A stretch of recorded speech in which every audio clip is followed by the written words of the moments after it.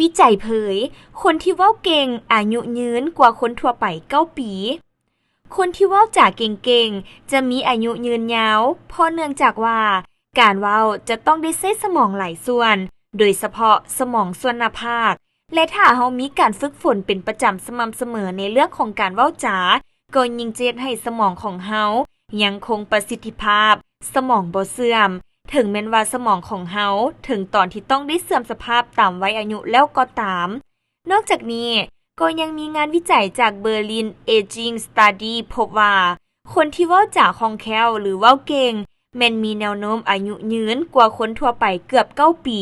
เพราะว่าความสามารถทางการเว้าจาเป็นตัวชี้วัดอายุไขได้ดีกว่าการจื้อจำหรือว่า IQ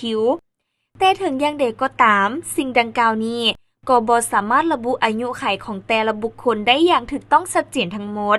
แต่ว่าการมีความคล่องแคล่วด้านการโอ้โลมเว้าจานั้นจะช่วยเฮ็ดให้มีส่วนร่วมทางด้านสังคมและการใช้ชีวิตของบุคคลนั้นๆมีความราบรื่นและเสมอต้นเสมอปลาย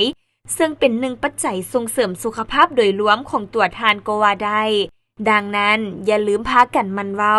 พอยิ่งเฮาฝึกเว้าก็เปรียบดังเฮาฝึกสมองและก็จะเฮ็ดให้ตัวเฮาเองมีอายุที่ยืนยาวได้